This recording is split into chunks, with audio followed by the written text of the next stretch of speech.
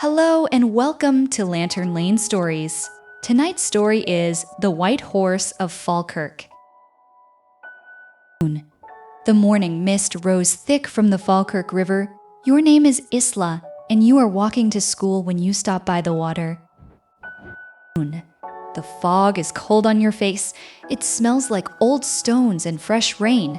Through the mist, you see something move. There is a horse, not the usual brown horses from the valley. This one is white, bright white, like new snow. Its mane falls like silk down its neck.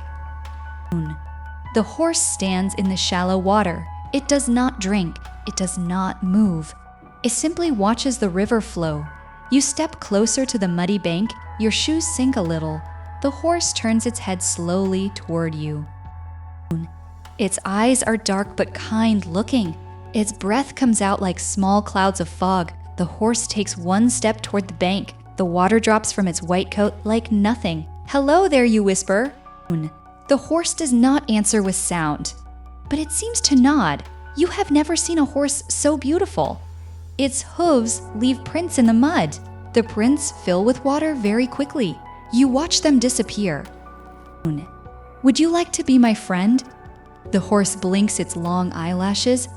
You reach out your small hand, but something stops you. The air around the horse feels very cold, colder than the morning frost. The horse's mane moves, but there is no wind. When it moves, it seems to shine with something like water, not droplets, something else. You notice the mane smells strange, not like hay or horses usually do. It smells like deep water, like the bottom of the river where the mud is dark and old. Your fingers pull back, your heart beats a little faster. The horse takes another step forward. Its hooves click on the rocks beneath the water. Click, click, click, it is inviting you. You know this somehow. But something very old and very wise inside you whispers, "Wait." A bird calls from the trees above. The horse's ears flick toward the sound. For just a moment, you see something different in its face. Something hungry. Then the mist swallows the vision again. Your grandmother's house is nearby. You turn and walk toward it quickly. Not running, just walking with purpose. The white horse watches you go. You feel its eyes on your back, but it does not follow. Your grandmother is in her garden, pinching dead flowers from the roses. Her hands are gentle. Her hair is silver like moonlight. "Grandmother, I saw something strange by the river." She straightens up and looks at you. Her eyes are very old and very knowing. "Come, sit with me, child." You sit on the wooden bench beneath the oak tree. The October wind moves the last leaves, red and gold and brown. "Tell me what you saw." You describe the white horse, the cold air, the strange smell, the hunger you felt in its eyes. Your grandmother is quiet for a long time. Then she takes your hand. You have seen a Kelpie, Isla. A what? Kelpie? An old Scottish word. It means water horse. Kelpie, say it slowly. You say it, Kelpie. Long, long ago, when Scotland was even wilder than it is now, the lochs and rivers had their own spirits. Not evil spirits, exactly, but spirits that lived in the deep water, spirits that had been there for thousands of years. They took the shape of horses, beautiful white or gray horses. They wanted the children to come closer to ride them, to play. Your grandmother's voice is soft, like she is telling an ancient secret. What happened to the children? The Kelpie would let them climb onto its back. And then, Isla, the Kelpie's skin would become sticky, like tar, and the child could not jump off. The Kelpie would slide back into the deep water, the deep, cold water, and the child would go down, down, down into the darkness. You shiver.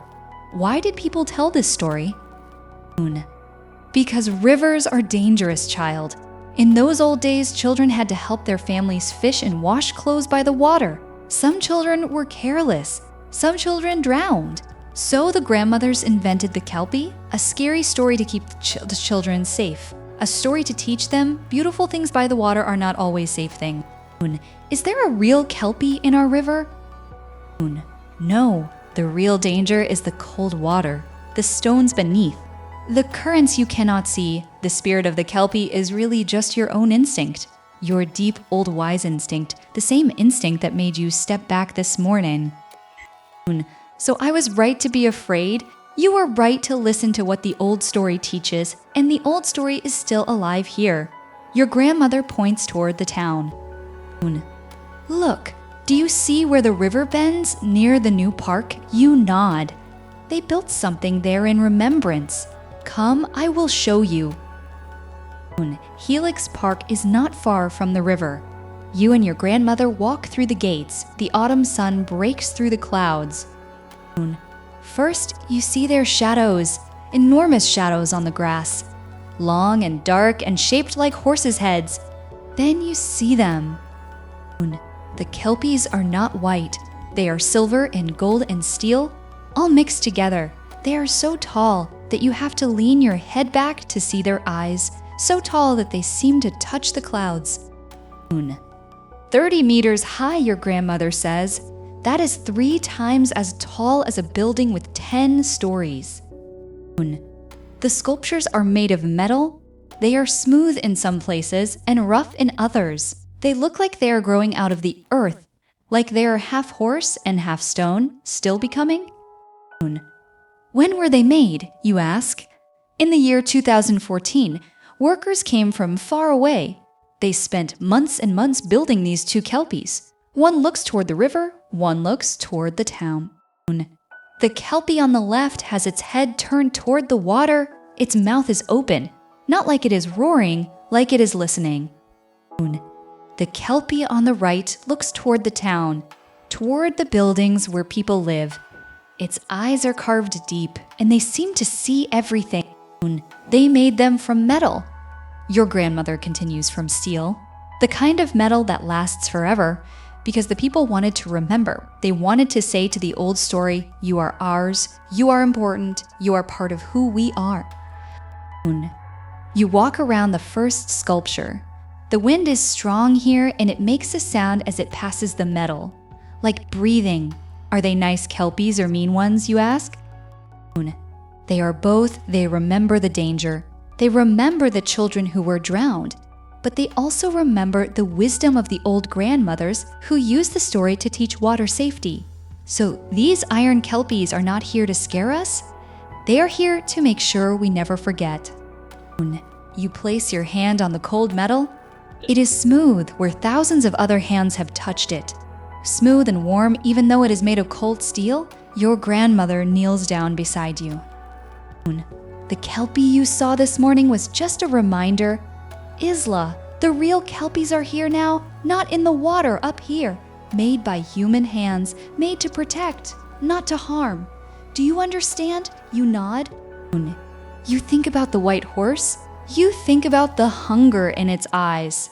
But now you understand that hunger was just the story, just the old lesson, and the lesson is know the danger. Respect the water, listen to your instinct. That evening, you sit by your window in Falkirk. The town is quiet.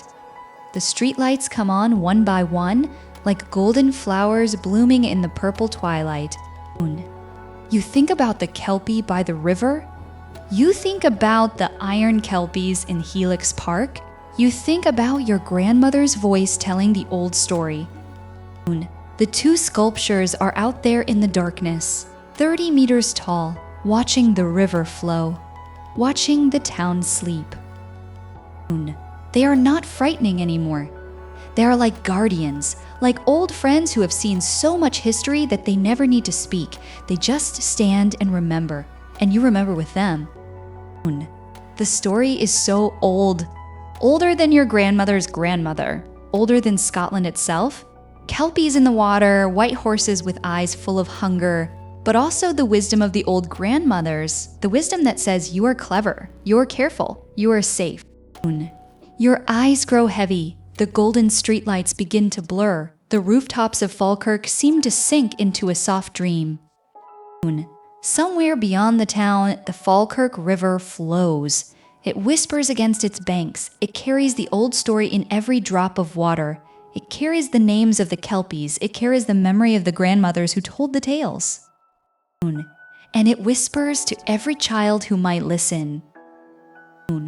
Outside in Helix Park, the two iron Kelpies stand eternal, 30 meters high, built in 2014, built to remember, built to teach, built to say, this is who we are, this is where we come from, this is the story we tell. Your breathing becomes slow and gentle like the river, like the wind moving through the iron mainies, like the old story breathing through time. And so Falkirk also slowly fell asleep. Good night.